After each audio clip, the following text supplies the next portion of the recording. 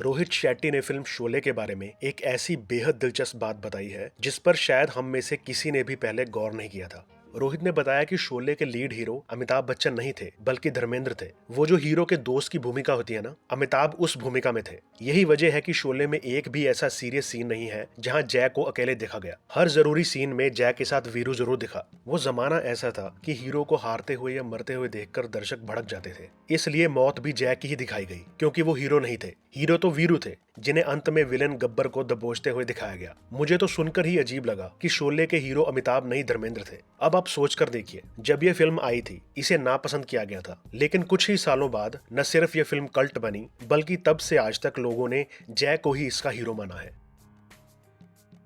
लगान के लिए कास्टिंग चल रही थी। यशपाल शर्मा को मैसेज आया, आमिर खान प्रोडक्शंस को फोन करो। उन्होंने फोन किया तो उनको बताया गया कि आपको आशुतोष गवारीकर मिलना चाहते हैं। आशुतोष ने उनको लगान की स्टोरी सुनाई। 3.5 घंटे तक कहानी सुनते रहे। पूरे टाइम के दौरान एक कैरेक्टर के बारे में सोचते रहे कि ये लाखा का कैरेक्टर कौन करेगा। और स्टोरी सुनाने के बाद आशुतोष ने उनको कहा कि हम लाखा के कैरेक्टर के लिए आपको देख रहे हैं। यशपाल बहुत एक्साइटेड हो गए, लेकिन आशुतोष ने कहा कि आपको ऑडिशन देना पड़ेगा। उन्होंने ऑडिशन दिया और उसके बाद वो वहां से निकल रहे थे कि उनको बताया गया कि आपको लाखा के रोल के लिए सेलेक्ट कर लिया गया है। यशपाल के दिमाग में एक ही बात चलती रही, कितने पैसे मांगू। 1 लाख मांग लेना चाहिए, लेकिन अगर रोल हाथ से चला गया तो 50,000 भी मिल जाए तो अच्छा है, क्योंकि मेरे पास काम तो है नहीं। उसके बाद जब वो फीस की बात करने गए तो आगे से उनको बताया गया कि देखिए बजट कम है, इसलिए हम सबको 1.5 लाख ही दे रहे हैं। इसके जवाब में अचानक से यशपाल बोले कि 1.5 लाख तो कम है, 2 लाख तो होना ही चाहिए। इस तरह से जितनी वो रकम सोच रहे थे उसकी 4 गुना रकम में लगान में कास्ट किया गया।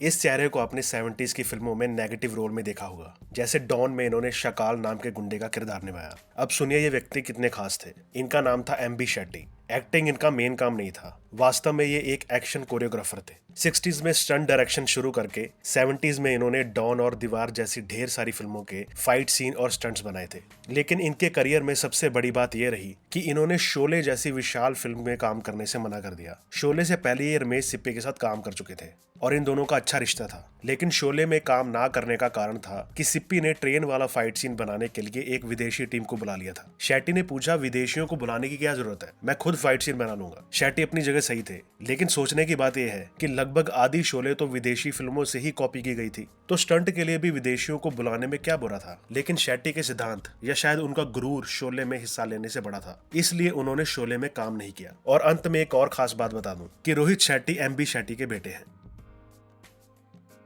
अमिताभ बच्चन की 1981 की मूवी कालिया को टीनू आनंद ने डायरेक्ट किया था और इस मूवी के डायलॉग लिखने में टीनू आनंद के फादर इंदर राज आनंद का रोल था। इंदर राज कभी भी अपने लिखे हुए डायलॉग्स को चेंज करने की परमिशन नहीं देते थे। तो एक दिन जब इस मूवी के क्लाइमेक्स पार्ट को शूट किया जाना था, उस दिन जब अमिताभ बच्चन सेट पर आए तो टीनू आनंद ने उनको सीन समझाया। तो जब अमिताभ ने सीन देखा और डायलॉग समझा, उन्होंने डायलॉग बोलने से मना कर दिया, क्योंकि वो डायलॉग एक सीरियस सिचुएशन में था लेकिन उसमें शायरी थी। तो अमिताभ का कहना था कि इसमें शायरी क्यों है, लेकिन टीनू आनंद अपने फादर की तरह एक्टर्स को मनमानी करने नहीं देते थे। तो उन्होंने बोला कि आपको ये डायलॉग बोलना ही होगा, लोग तालियां बजाएंगे। तो अमिताभ ने कहा कि हर डायरेक्टर यही बोलता है। फिर टीनू ने कहा कि अगर आप ये डायलॉग नहीं बोलना चाहते तो मैं ये फिल्म ही छोड़ दूंगा। इसके बाद वो सेट से बाहर जाने लगे, लेकिन टीम ने उनको रोक लिया। फिर अमिताभ ने उनको वापस बुलाया और लाइट्स ऑन करवाई और क्रू को बोला कि ये बहुत जिद्दी डायरेक्टर है, मुझे डायलॉग बोलना ही पड़ेगा। इस तरीके से वो सीन शूट हुआ और जो डायलॉग अमिताभ बच्चन नहीं बोलना चाह रहे थे वो था, तू आतिश दोज़ख से डराता है जिन्हें, वो आग को पी जाते हैं पानी करके।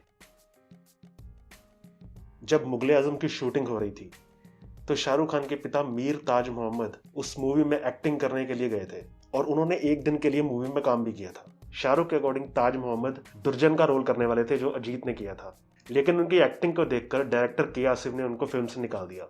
इस बारे में बात करते हुए शाहरुख खान ने मजाक में कहा कि आसिफ साहब ने शायद उनके पिता को ये बोला होगा कि आपकी एक्टिंग अच्छी नहीं है, जाओ जाकर एक्टर पैदा करो।